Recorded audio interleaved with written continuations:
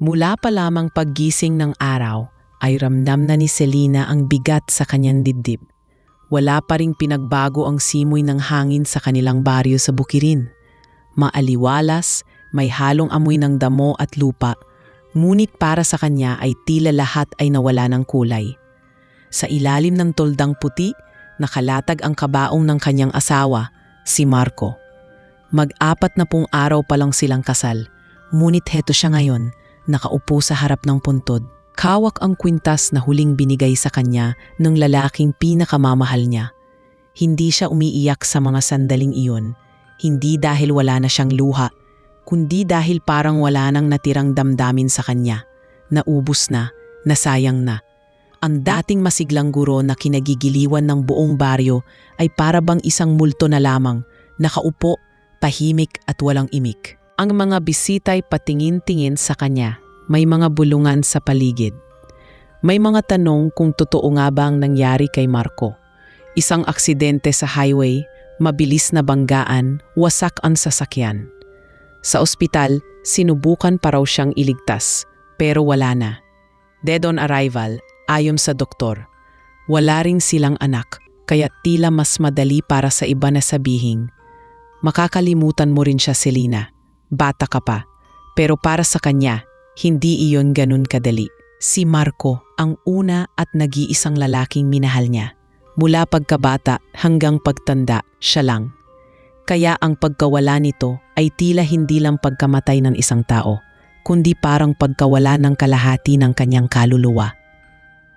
Habang papalapit ang gabi, naramdaman niya ang panlalamig ng hangin sa ilalim ng tolda. May ilang kandila na ang napapatay ng hangin. Ang luma nilang aso, si Tik-Tik, ay biglang tumahol at tila natataranta. Napansin ng lahat ang kakaibang presensyang bumalot sa paligid. May ilang matandang babae ang nagkus sa dibdib at napabulong ng dasal. Isa sa kanila ay lumapit sa kanya at mahigpit na hinawakan ang kamay ni Selena. Anak, bulong ng matanda. Kung may hindi natatos, babalik yan. Napatingin si Selena sa matanda, ngunit bago siya makapagtanong, umalis na ito at nawala sa likod ng mga bisita. Napatingin siya sa kabaong ni Marco. Nakasarado ito ayon sa payo ng ospital dahil sa tindi ng pinsala. Hindi na raw kayang ipakita pa ang anyo nito. Pero sa gabing iyon, tila ba may naririnig siyang tinig. Mahina, malalim. Selena, isang bulong na parang kilalang-kilala niya. Pero hindi niya matukoy kung imahinasyon lang ba ito o totoo. Kinagabihan, habang lahat ay abala sa paghahanda para sa libing kinabukasan, isang batang lalaki ang lumapit sa kabaong. Hindi nila ito kakilala. Marumi ang damit at may benda sa mata, bulag. Tumayo ito sa harap ng kabaong at nagsalita ng diretsahan. Hindi pa siya tapos. May babalik. Nanlamin si Selena sa narinig. Nilapitan niya ang bata para tanungin kung sino siya at paano niya nalaman ang nangyari, ngunit agad itong umalis na parang walang nangyari. Hinabol siya ng mga bisita, pero bigla na lang itong nawala sa dilim ng gabi. Dumating ang araw ng libing. Mataas ang araw, ngunit malamig ang hangin. Dinala nila ang kabaong ni Marco sa libingan sa likod ng simbahan, malapit sa Bukirin kung saan sila unang nagkakilala. Habang ibinababa ang kabaong sa hukay, isang puting paro-paro ang biglang lumipad mula sa ibabaw nito at tumigil sandali sa balikat ni Selena. Hindi niya alam kung anong ibig sabihin nito, pero hindi niya ito pinansin. Pagkatapos ng seremonya, isa-isang nagsalis ang mga tao. Si Selena na lamang ang naiwan. Lumuhod siya sa tabi ng bagong hukay, pinikit ang mga mata at mahigpit na hawak ang kwintas ni Marco. Patawad, mahal, hindi kita nailigtas. Pero sana, kahit saan ka man, maging payapa ka. Habang siya'y nakaluhod, muling dumampi ang malamig na hangin sa kanyang batok. At sa loob ng ilang segundo, nanigas ang kanyang katawan nang marinig ang parehong tinig sa hangin. Hindi pa ako umaalis. Mahina, pero pamilyar. Tumingin siya sa paligid. Walang tao, walang gumagalaw. Ngunit ang pakiramdam niya, hindi siya nag-iisa. At doon nagsimula ang pagbabago ng kanyang mundo. Sa araw na inilibing niya ang asawa niya, may isang nilalang na naghanda ng pumasok sa buhay niya. Tahimik, dahan-dahan, sa paraang ni hindi niya namamalayan. 3 araw matapos ang libing ay patuloy pa rin ang katahimikan sa loob ng bahay ni Selina. Hindi pa rin siya pumapasok sa trabaho. Ang mga tanim sa paligid ng kanilang maliit na bakuran ay nagsisimula ng malanta dahil wala na ring lakas si Selina para alagaan ang mga ito. Palagi siyang nasa loob ng bahay, tahimik, nakatingin sa kawalan. Sa gabi nauuwi siya sa pagguyom ng kumot habang pinapakinggan ang bawat tunog sa paligid, lalo na ang malamig na ihip ng hangin na tila may dalang mensahe. Ngunit sa hapon ng 3 araw, habang papalubog ang araw at nagsisimula ng manilaw ang langit, may kumatok sa pintuan. Maingat at mabagal ang mga katok. Hindi agad nakakapukaw ng atensyon, pero may dalang pangungulit. Unay inakala ni Selina na isa lamang itong kapitbahay na mag-aabot ng pagkain. Lumapit siya, marahan ang bawat hakbang, pagbukas ng pinto ay natigilan siya. Sa harap niya ay nakatayo ang isang lalaking halos ikahulob ng hawak niyang tasa. Si Marco, nakatayo, nakangiti, walang galos, at suot ang parehong polo na isinusuot niya tuwing linggo. Ang buhok niya ay ayos, ang mga matay maliwanag, at ang tinig niya ay magaan. Mahal, mahinang wika ng lalaki. Nandito na ako. Sa isang iglap ay parang nawala ang lahat ng ingay sa paligid. Nawalan ng lakas ang tuhod ni Selina at napaupo siya sa sahig. Pinikit niya ang mga mata, ngunit nang muling dumilat ay nandoon pa rin ang lalaki. Lumapit ito at inalalayan siya. Mainit ang kamay nito. Totoo ang hawak. Hindi ito isang multo. Nag-iyakan sila. Yakap ni Selina ang kanyang asawa. Halos ayaw na siyang pakawalan. Sa kabila ng takot at pagkalito, nanaig ang matinding pananabik. Parang milagro ang lahat. Walang sino mang makakapagpaliwanag kung paano nangyari iyon. Sa mga sumunod na oras, naupo silang dalawa sa sala. Kwento ni Marco, nagising daw siya sa isang sulok ng kagubatan. Wala siyang maalala kung paano, pero alam niyang kailangang bumalik siya kay Selina. Napulot daw siya ng isang magsasaka sa bundok at ibinaba sa bayan. At ang una niyang ginawa ay hanapin ang kanilang bahay.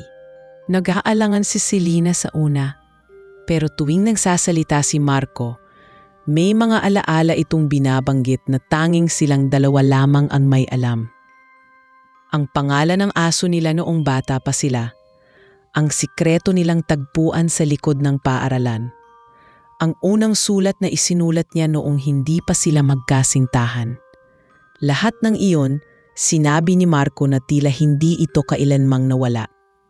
Gusto niyang paniwalaan ang lahat, pero bahagi sa kanya ang hindi mapakali. Paanong nabuhay si Marco kung nakita mismo ito ng doktor na patay? Paanong wala man lang galos o sugat? Hindi man lang dumaan sa ospital para magpagamot. Ngunit dahil sa kasabikang muli siyang mayakap, hindi na niya ito agad pinansin. Kinabukasan, pinuntahan ni Selina ang mga kamag-anak ni Marco. Sa una, hindi sila makapaniwala. Gulat at takot ang lumukod sa kanila nang makita si Marco. Si Tita Lina, ang tiyahin nito, ay napaiyak sa gulat at sinabing baka isa itong panaginip. Pero nang makausap nila si Marco at marinig ang kanyang tinig, unti-unti silang naniwala. Pati ang kaibigang si Jomar, na siyang sumama kay Selina sa ospital noong aksidente, ay napailing at napatitid kay Marco. Ikaw nga, pero paano? Habang unti-unting tinatanggap ng lahat ang pagbabalik ni Marco, si Selina ay nananatiling tahimik. Sa gabi habang magkasama sila sa kama, nakatitig siya sa mukha ng lalaking mahal niya.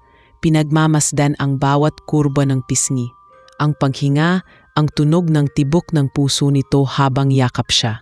Ngunit sa mga sandaling iyon, ay may napansin siyang kakaiba. Sa tuwing natutulog si Marco, tila hindi ito humihinga. At sa gabi ring iyon, habang nakayakap siya rito, dumampi sa batok niya ang parehong malamig na hangin na naramdaman niya sa libingan. Nagising si Marco, ngumiti at hinalikan siya sa noo. Ngunit habang nakapikit si Selena, isang pahiwatig ang unti-unting namuo sa kanyang isipan. Totoo ba talaga ang lahat ng ito? Bumalik ba talaga si Marco? O isang bagay na hindi niya lubos maipaliwanag ang nasa tabi niya ngayon? Hindi pa niya alam ang sagot, pero isa lang ang malinaw sa kanya.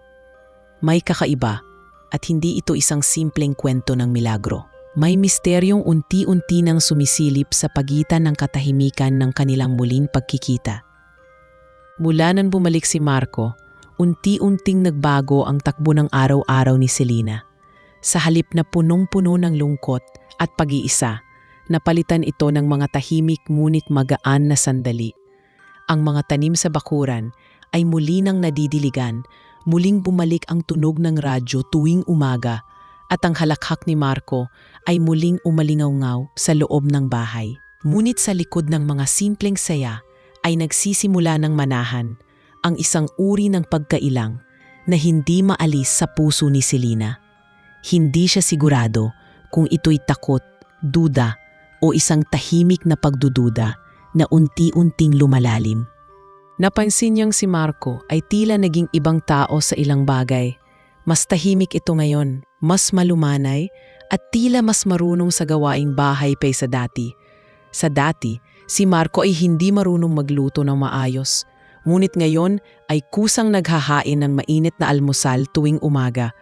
Minsan pa'y may kasamang mga kakaibang uri ng dahon o halamang hindi niya kilala. Ang mga ito raw ay pampalusog at laging sinasabi ni Marco na natutunan niya ito mula sa mga matanda sa bundok. At hindi lang sa pagluluto, mas naging mapagmasid at malapit ito sa kalikasan.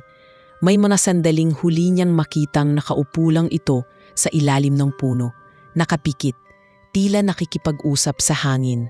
Isang gabi, habang nakaupo sila sa bangkito sa labas ng bahay at pinagmamasdan ang mga alitatap, natanong ni Selena, "Naalala mo pa ba kung saan tayo unas nagkita?" Napangiti si Marco at sinagot, "Sa likod ng paaralan, habang kumakain ka ng tinapay at ako na may nahulog sa kanal." Tumawa si Selena. "Hindi yun ang una. Nakita muna kita sa palengke. Bitbit mo pa ang nanay mo. Umiyak ka dahil nawalan ka ng laruan." Natigilan si Marco. Sandaling katahimikan. Tumingin ito sa kanya at ngumiti. Pero hindi na tumugon. Parang hindi nito maalala. Lumipas pa ang mga araw at gabi at dumating ang isang sandali na hindi niya inaasahan. Sa gitna ng kanilang pagtatalik, habang hinahaplos ni Selena ang dibdib ni Marco, napansin niyang wala itong peklat na alam niyang nasa gilid ng tadyang nito. Mula pagkabata, isang malalim na hiwa na nakuha nito dahil sa aksidente sa bukid. Hinanap niya iyon pero wala. "Nasaan ang peklat mo?" tanong niya habang nakatitig sa dilim. Hindi agad sumagot si Marco. Sa halip, hinalikan lamang siya sa pisngi at niyakap ng mahigpit. Kinabukasan, hindi siya mapakali. Gusto niyang paniwalaan na ito pa rin ang lalaking mahal niya. Pero sunod-sunod na ang mga katanungang gumugulo sa kanyang isipan. Tinungo niya ang isang lumang kahon ng mga larawan at lumang dokumento sa kanilang aparador. Hinanap niya ang lumang medical record ni Marco na galing sa health center. Nandoon ang drawing ng posisyon ng mga lumang sugat nito, kabilang na ang peklat sa kaliwang bahagi ng katawan. Isa yung pruweba na ang katawan ni Marco ay may marka, isang kasaysayang isinulat sa balat. Ngunit ang lalaking kasama niya ngayon ay wala ni isang bakas nito. Habang hawak niya ang papel, ay biglang tumahol ang kanilang aso sa labas. Si Tik-Tik, na dating malapit kay Marco, ay hindi pa rin lumalapit sa kanya kahit isang beses mula nang ito'y bumalik. Sa halip, palagi itong nagtatago sa ilalim ng bangko tuwing naroon si Marco. Marahil ay simpleng pagbabago lang ito. Pero sa puso ni kinagabihan, habang kumakain sila ng hapunan, tiningnan niyang mabuti si Marco. Ang mga mata nito ay pareho pa rin. Itim, malalim, tila laging may iniisip. Ngunit sa isang sandali, nang napatitig ito sa kanya, may kung anong lamig sa tingin nito na hindi niya pa kailanmang nakita noon. Hindi ito galit, hindi rin pagmamahal, isang uri ng katahimikan na malayo, na parang hindi ito nagmula sa isang taong dating nakatira sa katawang iyon. Bago matulog, dumiretso si Selena sa banyo at doon siya tahimik na umiyak. Hindi niya alam kung dahil sa takot o dahil sa pagkawala ng katiyakan sa puso niya. Sa likod ng lahat ng natatamis na sandali, nakabaon ang isang tanong na hindi niya masagot. Sino nga ba talaga ang lalaking bumalik sa kanya? Isa ba itong biyaya na ipinagkaloob ng langit? O isang nilalang na may ibang layunin? At kung hindi na ito si Marco, bakit parang mas minamahal siya ngayon nang higit pa kaysa dati? Sa mga susunod na gabi, muli niyang naramdaman ang malamig na hangin sa silid. At habang nakapikit, tila ba may bulong sa kanyang tainga. Mahina, halos di marinig, ngunit malinaw ang mensahe. Hindi ko siya sinaktan. Doon nagsimulang lumamlam ang kanyang tulog gabi-gabi, sapagkat sa kanyang tabi ay ang lalaking mahal niya. Ngunit sa kanyang puso, alam niyang may misteryong bumabalot sa katawang iyon. Isang misteryong kailangan na niyang tuklasin bago pa mahuli ang lahat. Kinabukasan, habang tahimik na nagwawalis si Selena sa harapan ng bahay, napansin niyang may isang matandang lalaki na nakaupo sa lilim ng puno sa tapat ng kanilang bakuran. Suot nito ang kupas na barong at sombrerong buri, at sa tabi nito ay may dala itong supot ng mga halamang ugat. May kakaiba sa presensyang dala ng matanda. Hindi ito mukhang pulubi, hindi ring mukhang naliligaw. Para bang sadyang naroon siya at alam niya kung sino ang tinitingnan niya. Saglit na nagtama ang kanilang mga mata. Napahinto si Selena sa pagwawalis. Mang Ubod po, ani ng isang kapitbahay. Albularyo yan mula sa kabilang baryo. Minsan lang yan bumaba rito. Parang may kung anong tumulak kay Selena na lapitan ang matanda. Tahimik itong nakatingin sa kanya at bago pa man siya makapagsalita, inabot na nito ang isang maliit na balot ng tuyong dahon at bigla na lamang nagsalita. Hindi na siya ang kilala mong lalaki. Nang laki ang mata ni Selena. Ano po? Tanong niya. Nanginginig ang tinig. Mumiti lamang ang matanda at itinuro ang bahay. May kailangan tayong pag-usapan. Hindi yan masama. Pero hindi rin yan tao. Nag-alinlangan si Selena pero sinundan pa rin niya si Mang Ubod hanggang sa ilalim ng punong mangga. Doon, mahinahon at mabagal na ipinaliwanag ng matanda ang isang matandang alamat na noon pa man ay tinatago ng mga katutubo. May mga nilalang sa bundok, aniya. Mga engkanto na hindi masama pero malayo sa atin. Wala silang damdaming tulad ng sa tao. Ngunit minsan, kapag nakaramdam sila ng pagkasabik, pagnanasa sa kung anong hindi nila maintindihan, pinipili nilang mag-anyong tao.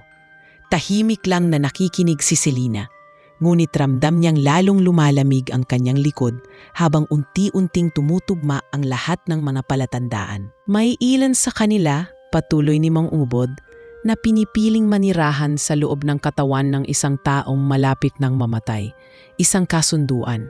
Isusuko ng taong iyon ang kanyang katawan at kapalit nito ay isang hiling. Pero minsan hindi lang katawan ang natitira. Ang alaala, ang damdamin, ang pagmamahal nananatili. At sa ganung paraan, ang engkanto ay natututong magmahal na parang tao. Hindi na napigilan ni Selena ang magtanong. At bakit siya pumili ng katawan ni Marco?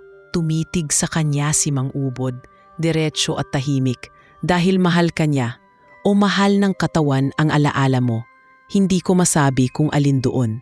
Pero ang isa lang ang sigurado ko, ang bumalik sa iyo, hindi na si Marco, pero may dalang anino ng pag-ibig niya.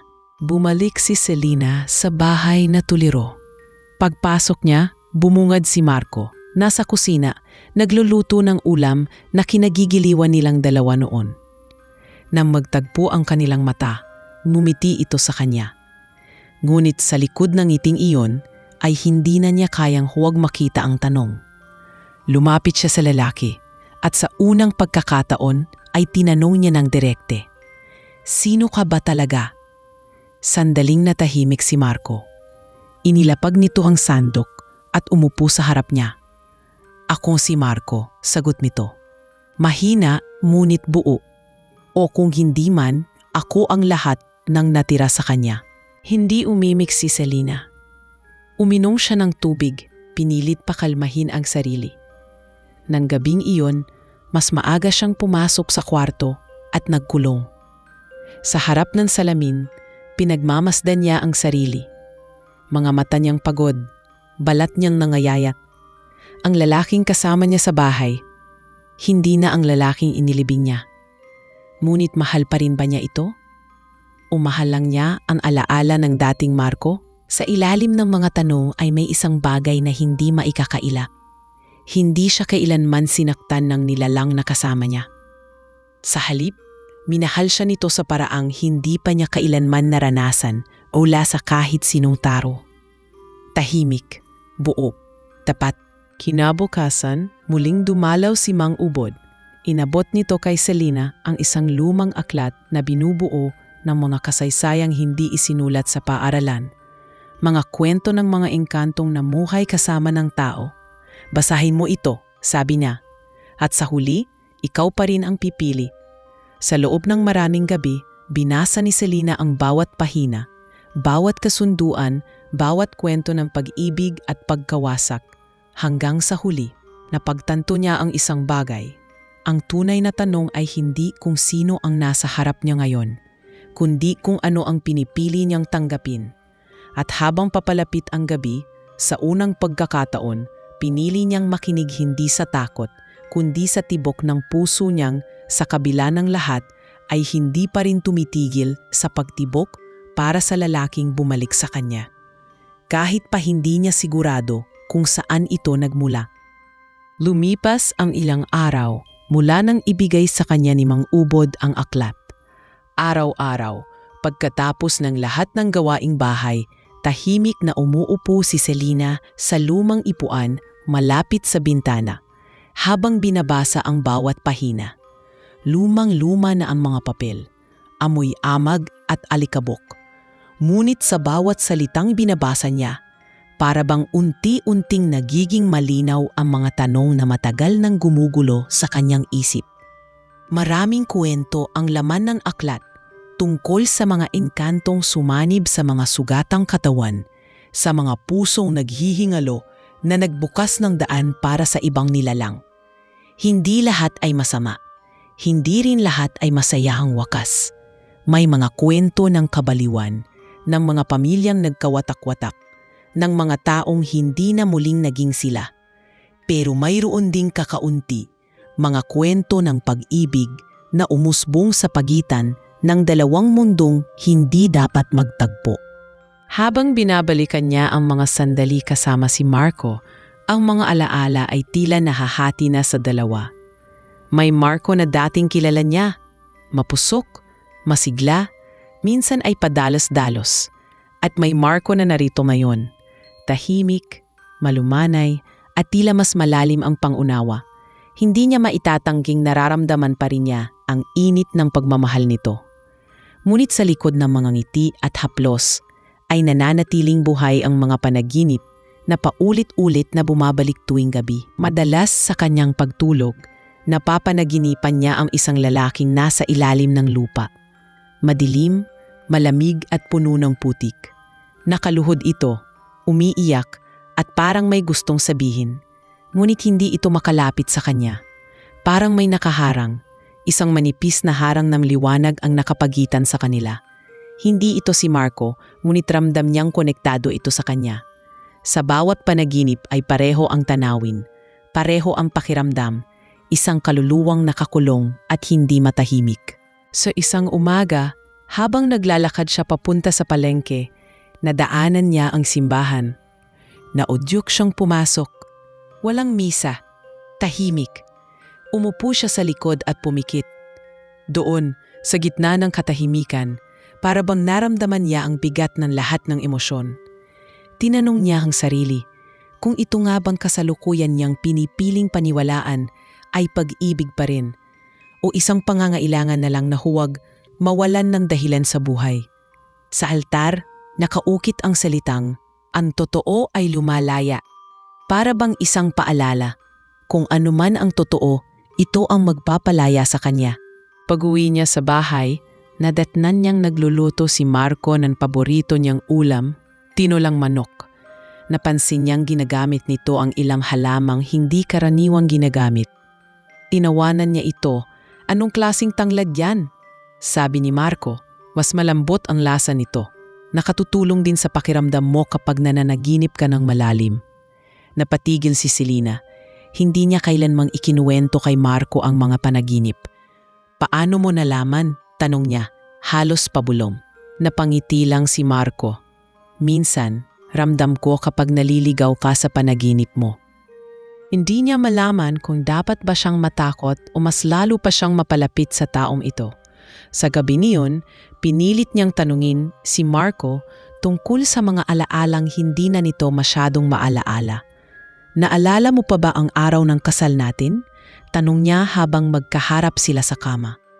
Umiling si Marco. Alam kong kinabukasan, dinala niya ang mga lumang larawan at mga sulat ni Marco mula sa kahon sa ilalim ng kama. Isa-isa niyang ipinakita ito kay Marco. Sa bawat larawan ay sinubukan nitong mumiti. Tila pilit inaalala ang mga sandaling iyon. Ngunit malinaw sa mga mata nito, hindi niya maalala ang mga iyon.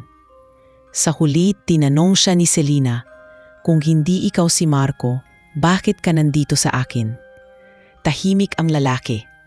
Matagal bago ito sumagot. Dahil may pumayag at dahil nanatili ang damdamin. Bumalik sa alaala ni Selena ang sinabi ni Mang Ubod na minsan ang isang nilalang mula sa kabilang daigdig ay nabubuhay hindi lamang sa katawan kundi sa bigat ng damdamin ng isang taong malapit ng mamatay. Baka nga hindi lang katawan ni Marco ang naipasa. Baka pati ang mismong pagmamahal, ang iniwang pangako, ang kagustuhang huwag siyang iwan.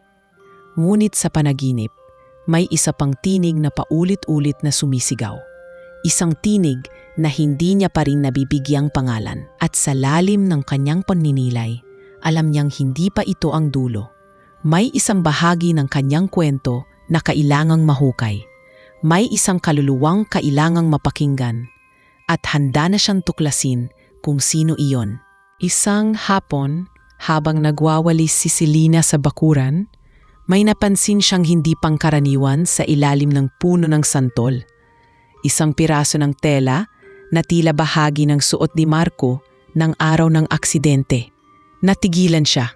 Imposibleng umabot iyon sa kanilang bakuran mula sa kalsadang malayo sa bundok kung saan naganap ang banggaan. Dinampot niya ito at sa sandaling paghawak pa lang ay naramdaman na agad niya ang malamig na bubso ng hangin na tila pamilyar, katulad ng sa kanyang panaginip. Sa likod ng kanyang isip, may tinig na muling nagbubulong. Mahina, nanginginig, para bang mula sa ilalim ng lupa. Hindi niya maipaliwanag, pero sa oras na iyon ay tila nakuha na niya ang pasya. Kailangan na niyang harapin ang katotohanan.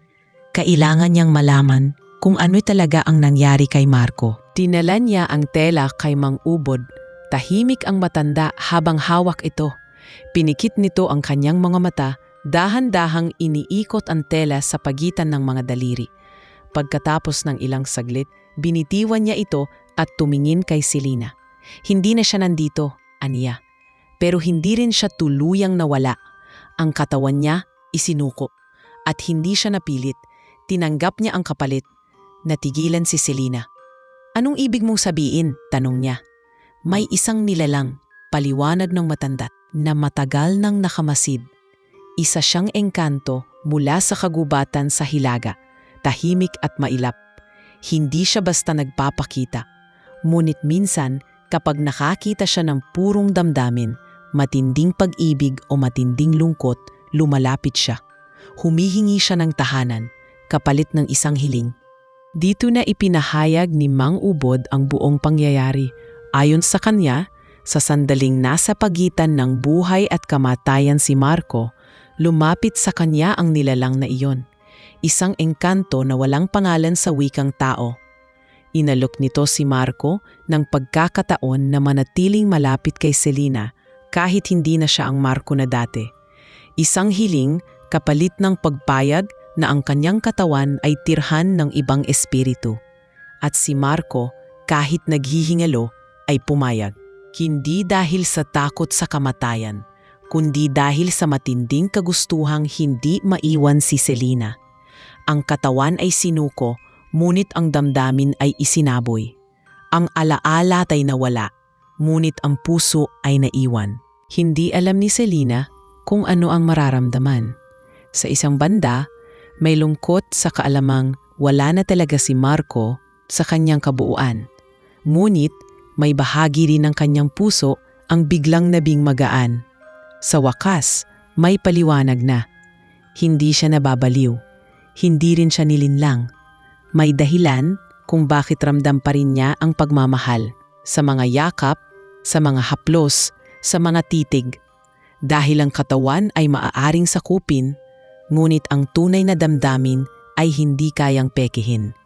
Sa oras na iyon, nagpasya siyang harapin ang engkantong nakatira sa katawan ng kanyang asawa. Sa gabi ring iyon, habang magkasalo sila ni Marco sa hapunan, tahimik lang siyang nakatingin dito.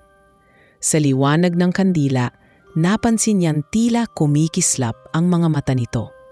Hindi tulad ng dati, ngunit hindi rin nakakatakot.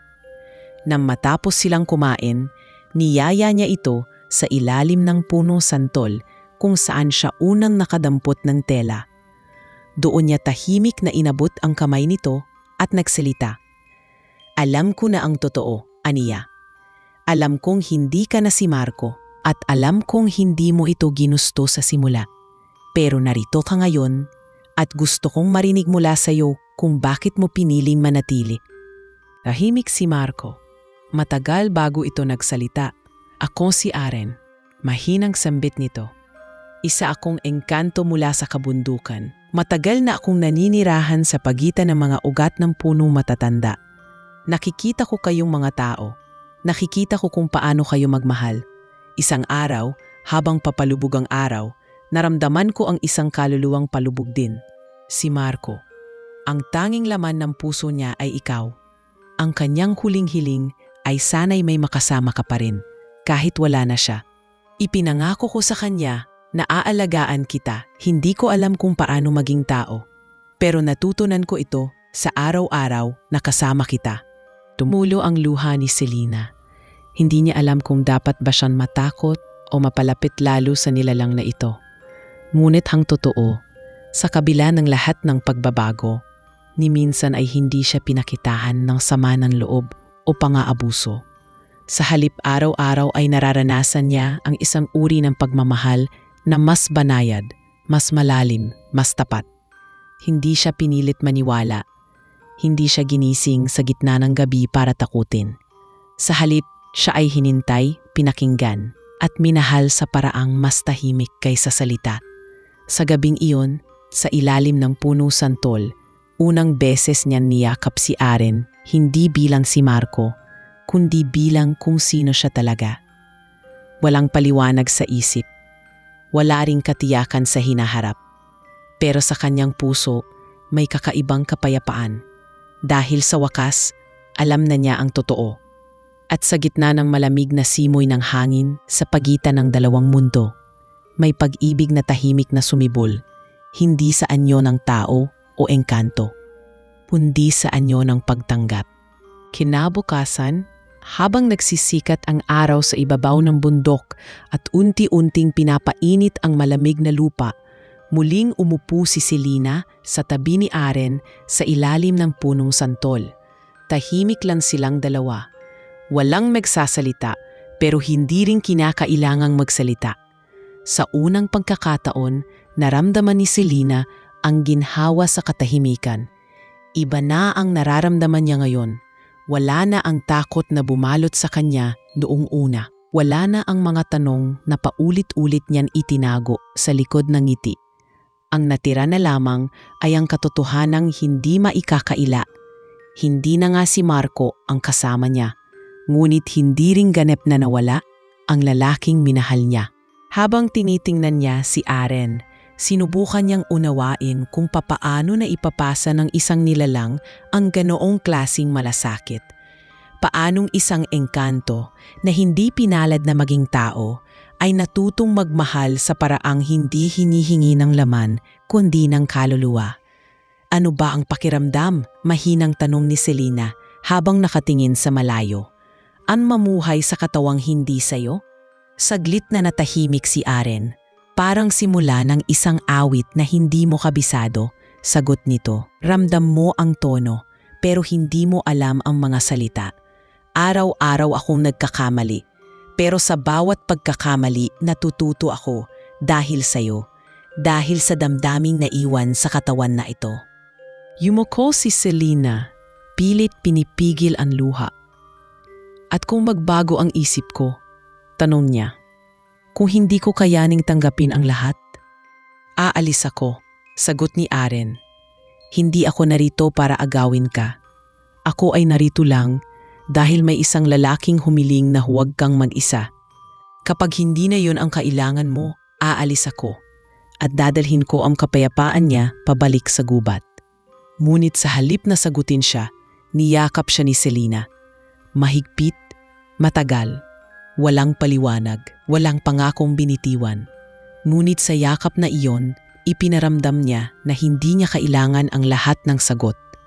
Ang mahalaga ay ang ngayon, ang taong kasama niya ngayon, at ang pakiramdam na kahit sa kabila ng lahat ng misteryo, totoo pa rin ang pag-ibig. Makalipas ang ilang araw, napagpasyahan ni Selina na pansamantalang lumayo. Kailangan niyang hanapin ang sarili. Hindi para takasan si Aren, kundi para matiyak na ang anumang pasya niya ay hindi bunga lamang ng takot, lungkot o pagkalito. Pumunta siya sa Maynila, sa tahanan ng kanyang matandang tiyahin. Doon siya nanatili ng ilang linggo, tahimik lang, nagbabalik tanaw, nagmumuni-muni. Sa mga gabi niyang mag-isa, naiisip niya ang lahat ng pinagdaanan nila ni Marco. Ang saya, ang sakit, ang mga pangarap. Naiisip niya rin si Aren, ang mga mata nitong laging nakatingin sa kanya na para bang siya lang ang tanging daigdig nito. Doon niya naunawaan na hindi niya kailangang kalimutan si Marco para tanggapin si Aren. Hindi niya kailangang palitan ang alaala ng isa para kilalanin ang pagmamahal ng isa pa. Pareho silang naging bahagi ng kanyang buhay. Magkaibang anyo, magkaibang simula, pero iisa lang ang pinupuntahan, ang puso niya. Minsan, habang namamasyal siya sa isang lumang parke, may nakita siyang batang babae na nakatayo sa gitna ng damuhan, nakatingala sa langit. Nang mapansin siyang nakatingin, ngumiti ito at lumapit. Ate, anito? May dala kang liwanag sa mata mo. Napangiti si Selina. Bakit mo nasabi yan? Tanong niya. Kasi po, sagot ng bata, parang may nagbabantay sa'yo kahit wala dito. Sa sandaling iyon, ramdam niyang naroon si Aren. Hindi sa anyo, hindi sa tinig, kundi sa presensya. Pila kahit saan siya magpunta, may aninong banayad na nakasunod. Hindi upang kontrolin siya, kundi upang tiyaking hindi siya kailanman muling maglalakad ng mag-isa. Pagkalipas ng ilang linggo, bumalik siya sa probinsya. Tahimik ang kanyang pagbabalik. Walang anunsyo, walang mensahe. At nang dumating siya sa kanilang bahay, nakita niyang naroon pa rin si Aren, nakaupo sa ilalim ng punong santol, tila hinihintay pa rin siya. Hindi siya tumayo nang makita si Selina. Hindi siya ngumiti o lumapit. Nanatili lang siya sa kanyang pwesto, para bang handang tanggapin anuman ang pasya ng babaeng mahal niya. Lumapit si Selina, dahan-dahan, walang salita. Umupo siya sa tabi nito at pagkatapos ng ilang sandali, ibinaba niya ang kanyang ulo sa balikat ni Aren. Bumalik ako, mahinang wika niya. Hindi dahil kailangan kita, kundi pinili kitang mahalin. Sa ilalim ng punong iyon, muling sumibol ang isang bagong simula, hindi mula sa katawan ni Marco, hindi rin sa katauhan ni Aren lamang, kundi sa pagitan ng dalawang mundo na pinagtagpo ng isang pangakong walang hiniling, kundi ang karapatang magmahal. Tahimik, totoo at hindi na kailangang ipaliwanan. Sa muling pagbabalik ni Selina sa piling ni Aren, naging mas tahimik ngunit mas malalim ang bawat araw na lumilipas. Wala na ang dati niyang pag-aalinlangan, wala na rin mga tanong na pilit niyang sinusubukang sagutin. Hindi na rin niya tinuturing ang bawat kilos ni Aren bilang pagsukat kung ito ba ay nararapat na paniwalaan, kundi bilang patunay ng pag-iral ng isang damdamining hindi kayang ilarawan ng lohika o batas ng mundo. Sa loob ng simpleng bahay nila, unti-unting bumalik ang ritmo ng buhay. Gumigising sila sa sabay na pagsikat ng araw, magkasamang nag-aalmusal, nagtatanim ng gulay, at namumuhay na parang isang pamilyang hinugyot mula sa katahimikan ng kabundukan. Ngunit sa kabila ng kasalukuyang katahimikan, alam ni Selina na hindi siya maaaring manatili sa gitna ng kawalang malay. May mga pangarap siyang minsang isinantabi. May mga hakbang na hindi pa niya kailanman tinahak. Kaya't isang umaga, habang nagsasama sila ni Aren sa pagdidilig ng mga halaman, mahinahon niyang inilahad ang nilalaman ng kanyang puso. Gusto kong bumalik sa pagtuturo, ani niya, habang pinupunasan ng pawis sa noo. Hindi bilang pagtakas, kundi bilang paraan ng pagbabalit ng sarili kong liwanag. Parang matagal ko nang kinulong ang sarili sa mga tanong na ngayon ko lang nalampasan. Tumingin si Aren sa kanya. Walang pagtutol, wala ring tanong. Tanging pag-unawa lang ang nasa kanyang mga mata. Kung saan ka magliwanag, anito, doon din ako magiging payapa. Sa muling pagbalik ni Selina sa paaralan, marami ang natuwa. Ang mga batang dati niyang tinuruan ay ngayon ay mas malalaki na. Ngunit tuwang-tuwa pa rin silang makita siyang muli. May bagong sigla si Selina sa kanyang mga mata. Mas masinsin ang kanyang pagtuturo, mas bukas ang kanyang puso sa mga batang tila nauunawaan niya na ngayon sa mas malalim na antas. Sa kanyang pagtuturo, hindi lang aralin ang kanyang ibinabahagi, kundi pati ang mga kwento ng pag-asa, tahimik na pagtanggap at pagbabalik. Ngunit habang abala siya sa panibagong yugto ng kanyang buhay, napapansin din niyan dumarami ang mga kakaibang bagay sa paligid. Minsan, ang mga halaman sa eskwelahan ay sabay-sabay na namumulaklak kahit hindi naman panahon. May mga ibong kulay asul na hindi pa kailanman nakikita sa lugar na iyon ang biglang nagsisilabasan tuwing hapon. Minsan, may mga batang nagsasabing may lalaki raw na nakatayo sa labas ng bintana ng silid-aralan, nakangiti habang pinagmamasdan siya. Alam ni Selina kung sino iyon. Hindi niya kailangang lumingon. Alam niyang hindi nawawala si Aren kahit sa gitna ng kanyang abalang mundo. Sa isang hapon, habang pauwi siya mula sa eskwelahan, may matandang babae ang lumapit sa kanya sa gilid ng kalsada. May suot itong mafapal na belo, ngunit mula sa mga mata nito ay makikitang tilang hindi siya basta ordinaryong matanda. Anong binayaran mong kapalit? Tanong nito, diretso at malamig ang boses. Anong isinuko mong bahagi ng sarili para sa katahimikan mong iyan? Hindi agad nakasagot si Selina. Hindi niya alam kung sino ang matanda. Ngunit bago pa man siya makapagsalita, umalis na ito, para bang dumaan lang upang magtanim ng binhi ng pagdududa. Nang gabing iyon, hindi siya mapakali. Kahit na buo na ang kanyang puso sa piling ni Aren, hindi niya maiwasang mapaisip kung may kapalit ba talaga ang kasalukuyang kapayapaan. At kung mayroon man, kailan ito sisingilin. Nang sumunod na araw, kinausap niya si Aren. Tahimik silang naupo sa tabi ng ilog kung saan madalas silang maglakad-lakad tuwing dapit hapon. May tanong ako, ani Selina. May kapalit ba ito, ang lahat ng ito pagbabalik mo, ang pananatili mo sa akin? Kumingin si Aren sa tubig. Matagal bago sumagot. Walang kapalit na himingi, sabi niya. Ngunit sa mundo ng mga tulad ko, walang hiniram na walang hanggan.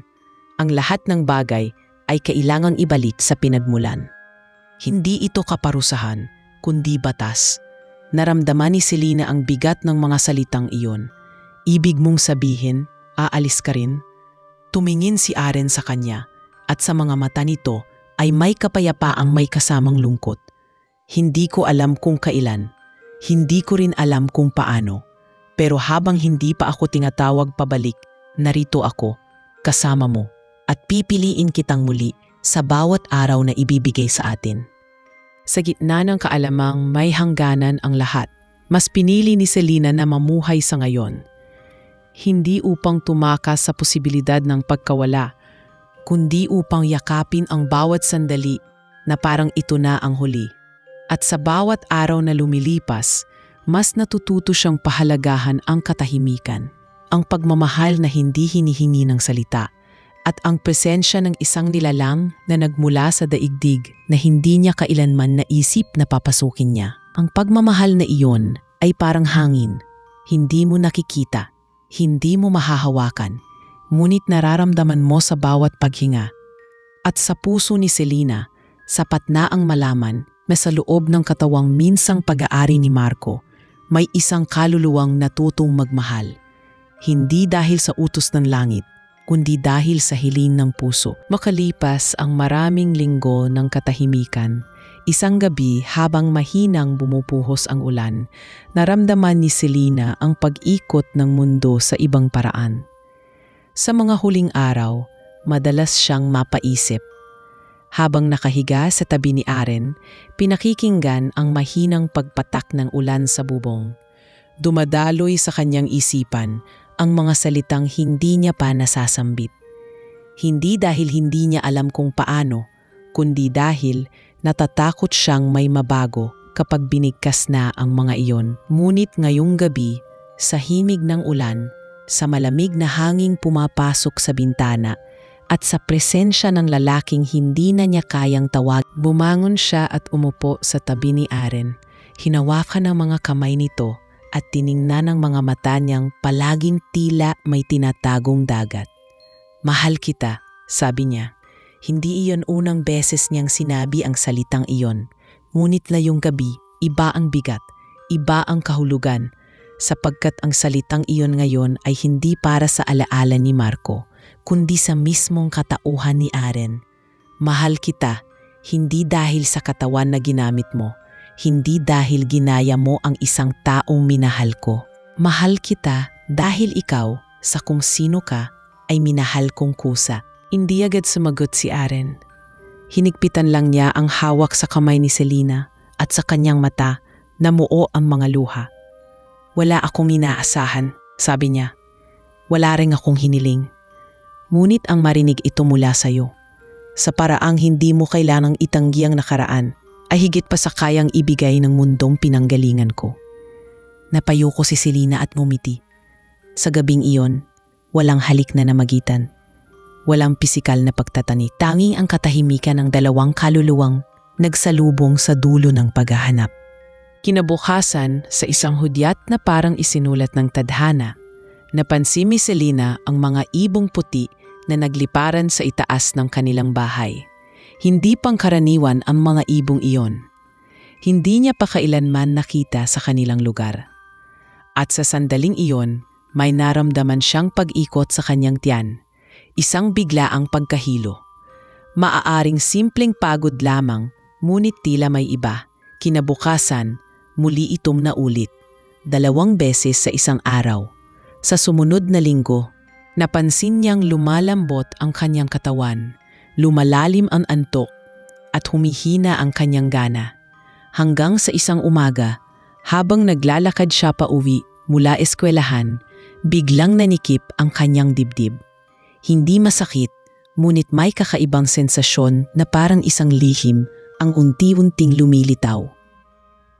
Pinagdesisyonan niyang magpatingin sa doktor sa bayan. Hindi pa siya nakakapuna roon mula nang ibinaon si Marco.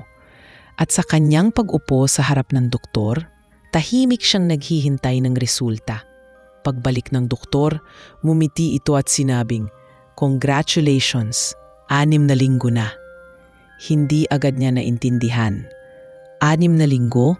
Tanong niya. Oo, sagot ng doktor. Buntis ka, Selina. Sa sandaling iyon para bang huminto ang oras. Hindi siya makapaniwala. Hindi niya alam kung ano ang iisipin. Isang bahagi ng kanyang isip ang agad nagtangkang questionin ang posibilidad. Ngunit sa puso niya, alam niyang may himala ang unti-unting nabubuo sa kanyang sinapupunan. Umuwi siyang tulala. Tahimik lang siya habang niluluto ni Aren ang hapunan. Nang makaupo sila, tinanong siya nito, "Pagod ka ba?" Umiling si Selina. Tumitig siya sa lalaki sa kanyang harapan at sa isang mahinang tinig, binigkas niya ang balita. Buntis ako. Hindi gumalaw si Aren, tila hindi rin agad nakaunawa. Ngunit nang muling magsalita si Selina, "Sa sinapupunan ko, may nabubuong bahagi nating dalawa." Tumayo ito at tahimik na lumuhod sa harap niya. Idinikit nito ang tenga sa kanyang tiyan at doon, sa gitna ng katahimikan ng gabi, tumulo ang luha ni Aren. "Akala ko hindi posible," bulong niya. "Akala ko hindi kami pwedeng magkaroon ng ganitong koneksyon. Ngunit heto ka at heto tayo." Mula sa gabing iyon, nagbanaw ang takbo ng lahat. Naging mas maingat si Aren sa bawat galaw ni Selina.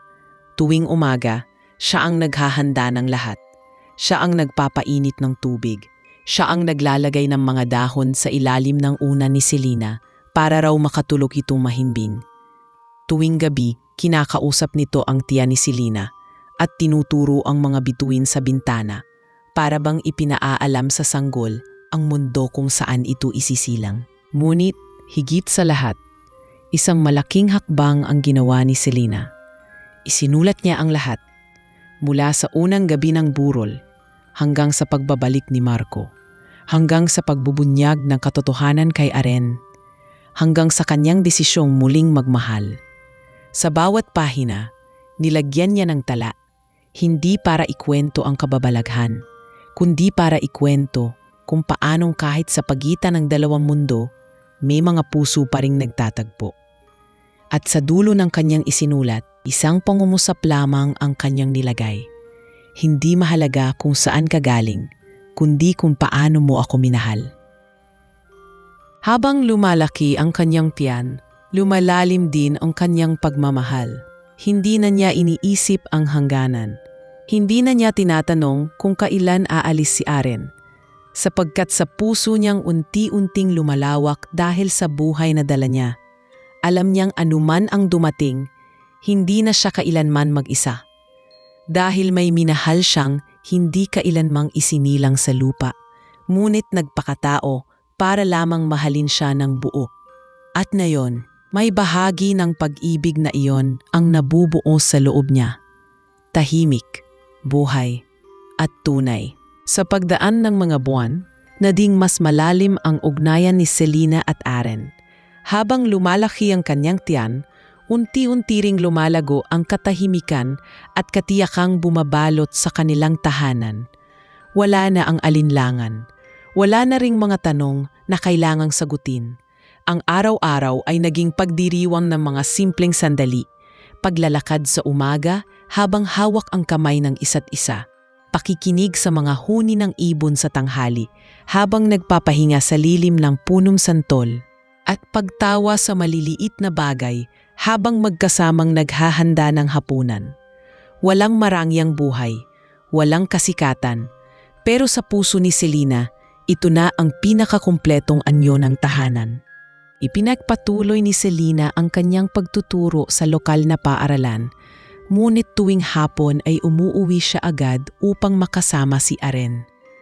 Naglalagay ito ng mga pinulbos na halamang gubat sa kanyang inumin para raw palakasin ang kanyang katawan. Sa bawat galaw ni Aren ay dama ni Selina ang malasakit. Hindi ito galing sa obligasyon, kundi sa tahimik ngunit matatag na pagmamahal.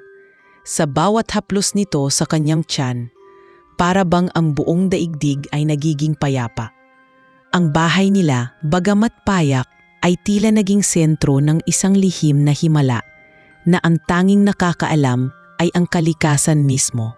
Isang araw, Habang naglalakad sila sa gilid ng bukid, nadaanan nila ang isang lumang punong mulave na halos hindi na pinapansin ng mga tao.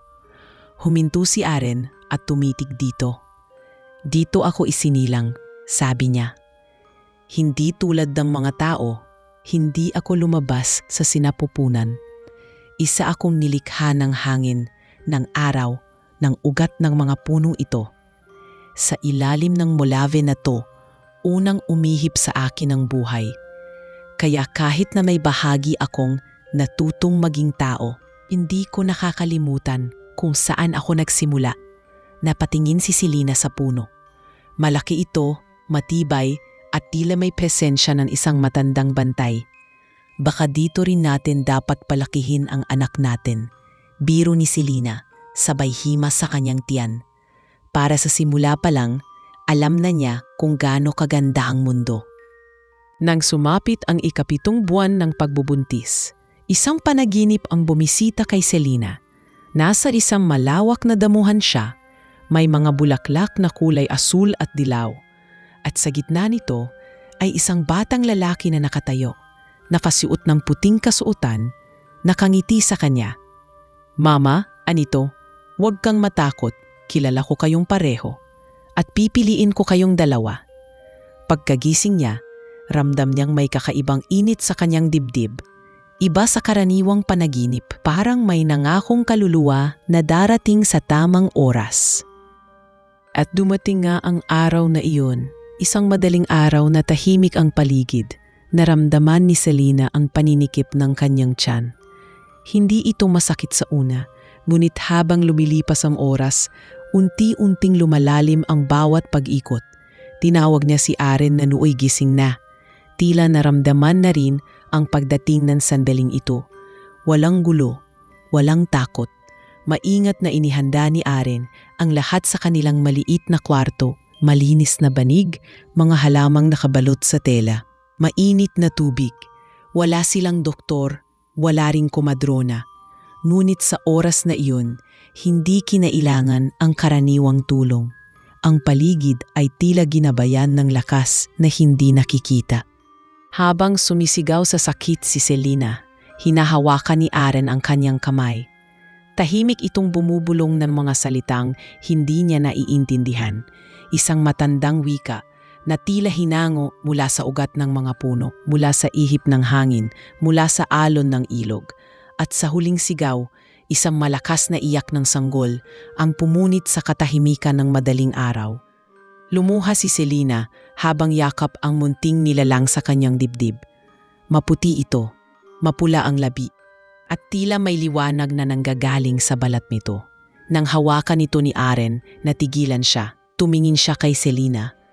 At sa mata niya'y may takot at gulat, ngunit mas nangingibabaw ang pagtataka.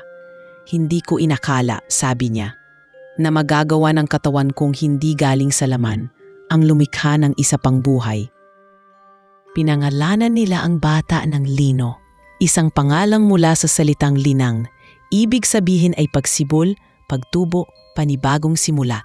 Mabilis na lumaki si Lino at mula sa murang edad, napansin agad ng kanyang mga magulang ang mga kakaibang bagay. Tahimik siyang bata, hindi iyakin. Kapag hinawakan niya ang mga bulaklak, namumulaklak ang mga ito ng masigla. Kapag kinakausap niya ang mga hayop, para bang nakikinig ang mga ito. At tuwing gabi, bago siya matulog, pinuturo niya ang langit at sinasabing, "Diyan ako minsang bumaba." Hindi na pinilit ni Selina o Aren na ipaliwanag pa. Hindi na rin sila nagtangkang humanap ng paliwanag mula sa labas. Sapagkat sa puso nilang dalawa, alam nilang si Lino ay bunga hindi lamang ng isang milagro, kundi ng isang matagal na kasunduang iningatan ng panahon. Isinilang siya hindi para sukatin kung sino ang kanyang ama, kundi upang maging tulay ng dalawang mundong matagal nang hindi nagkakaunawaan. Sa kanyang bawat hakbang, sa kanyang bawat tawa, naroon ang parehong init ng tao at lamig ng engkanto. Isang perpektong balanse ng dalawang mundong dati hindi magkatugma. Habang pinagmamasdan nila si Lino sa liwanag ng dapit-hapon, nakaupo sa ilalim ng punong mulave, naramdaman ni Selina ang ganap na katahimikan. Isang uri ng katahimikan na hindi dulot ng kawalan, kundi ng kabuuan. At sa kanyang tabi, si Aren, nakangiti, payapa at tahimik na pinagmamasdan ang bunga ng pag-ibig na hindi kailanmang hiniling ngunit dumating. Sa wakas, sa lupaing ito, sa gitna ng gubat at langit, may isang tahanang nabuo. Tahimik, payapa at totoo. Mabilis lumipas ang mga taon. Ang dating sanggol na si Lino ay ngayoy isang batang lalaking puno ng kuryosidad. Mahinhin ang kilos, ngunit may lalim sa mga mata na tila higit sa kanyang edad. Lumaki siyang mas tahimik kaysa karamihan ng kanyang mga kalaro.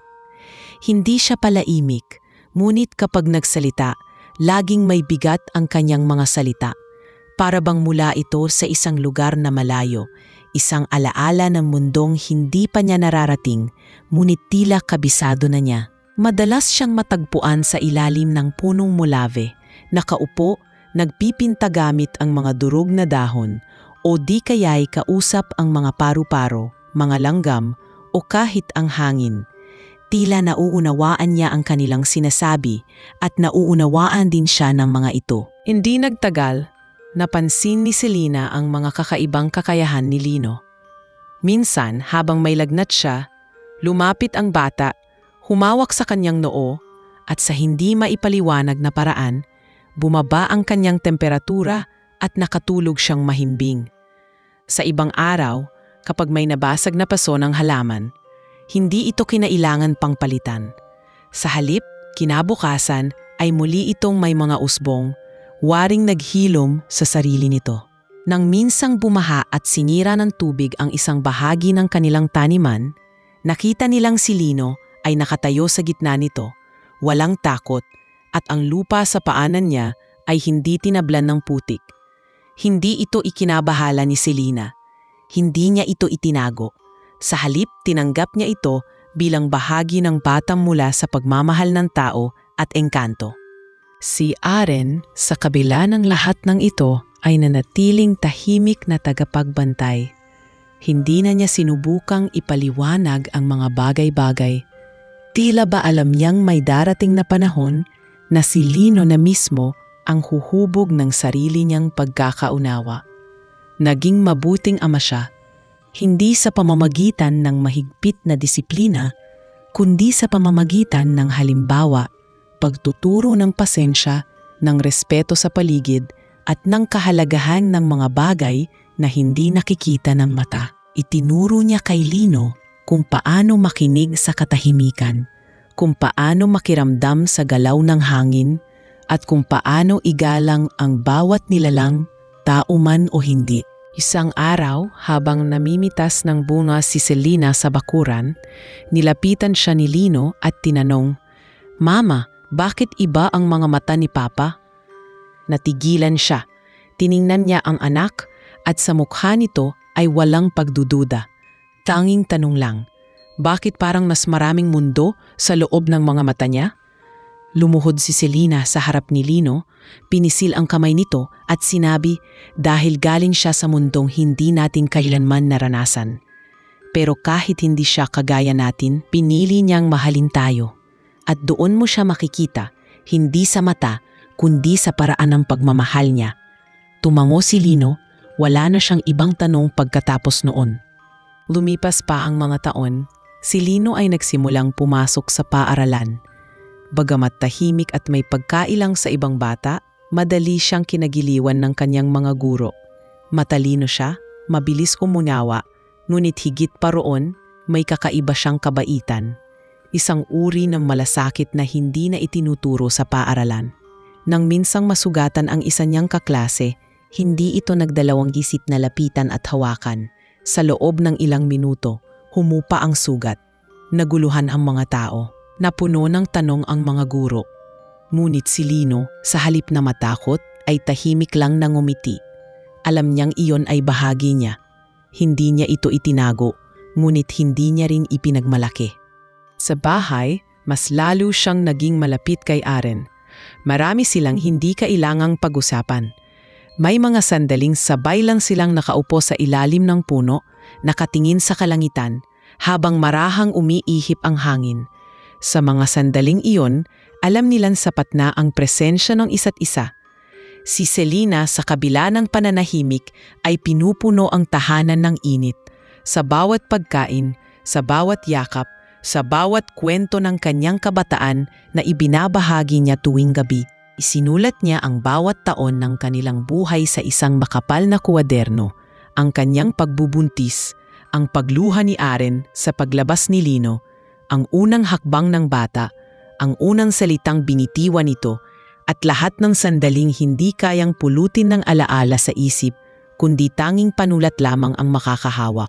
Tumating ang isang gabi, habang natutulog si Lino sa kanyang silid, na napag-usapan ni Selena at Aren ang posibilidad ng hinaharap. "Alam mo bang may ibang tulad mo rin?" tanong ni Selena habang nakasandal sa balikat ng asawa. "Mga nilalang na naglakad sa lupa, hindi bilang tao kundi bilang pag-ibig na may katawan?" Saglit na natahimik si Aren bago sumagot. "Marami sa amin ang pumipili ng katahimikan. Marami ang umiiwas sa paggagapos.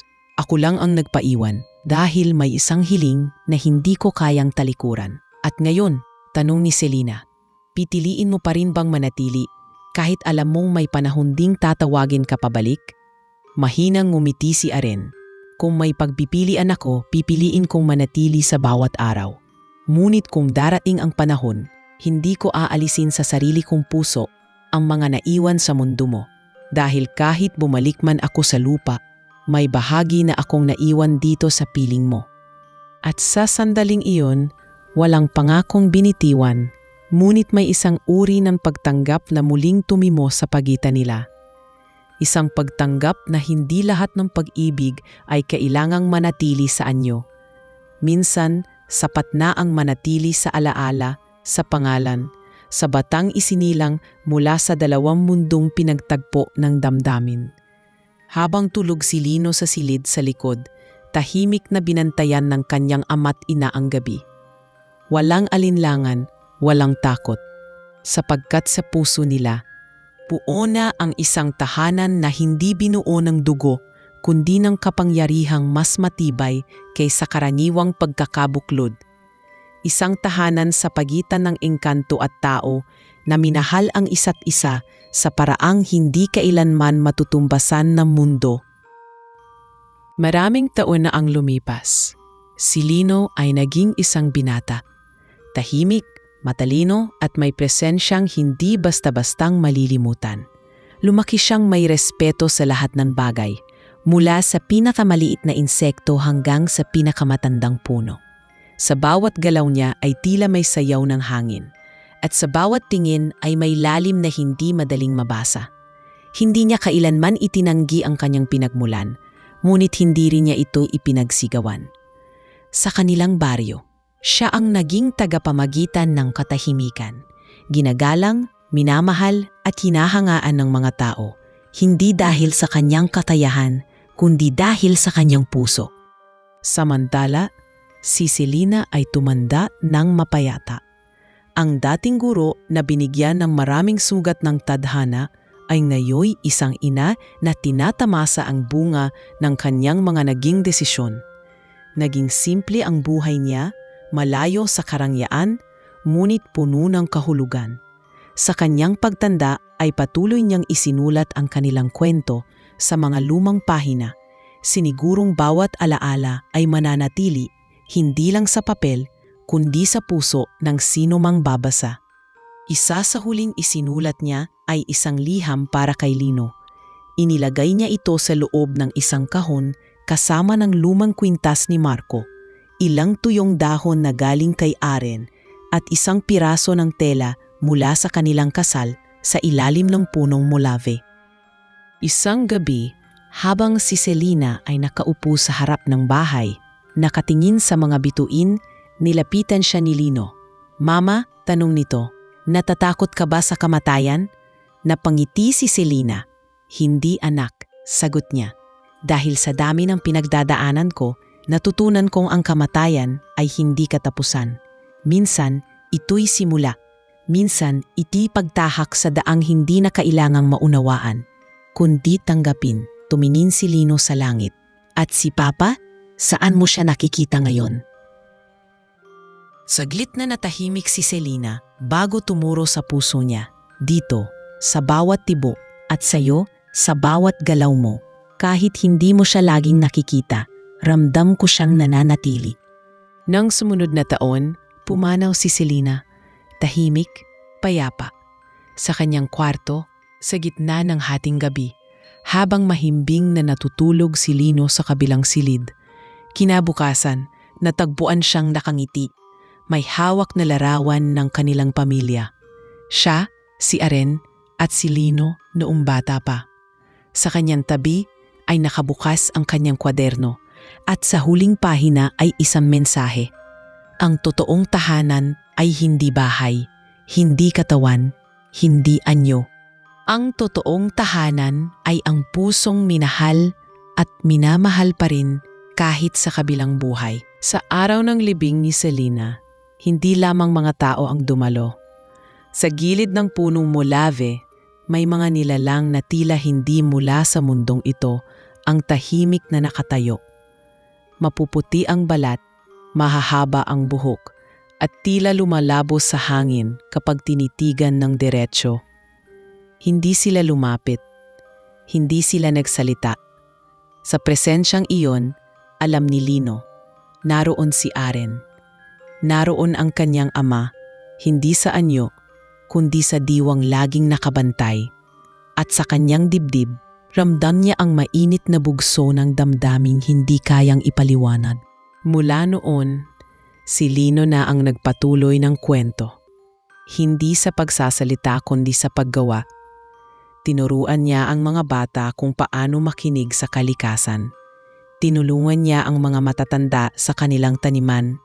At sa bawat taong dumaranas ng lungkot, ibinabahagi niya ang isang simpleng kwento ng pag-ibig. Tungkol sa isang babaeng nawalan ng asawa, sa isang engkantong natutong magmahal, at sa isang batang isinilang mula sa pagtanggap, hindi sa takot. Makalipas ang maraming taon, may isang aklat na natagpuan sa lumang bahay sa gilid ng bukid. Luma ang papel, kupas ang tinta, ngunit malinaw ang pamagat sa unang pahina. Inilibing na ang asawa ko, pero isang engkanto ang bumalik gamit ang katawan niya. At sa huling pahina, isang huling mensahe mula kay Selina. Hindi mahalaga kung saan ka nagmula. Hindi rin mahalaga kung anong anyo ang suot mo. Ang mahalaga, minahal mo ako. At sa dulo ng lahat, iyon lang ang tunay na milagro.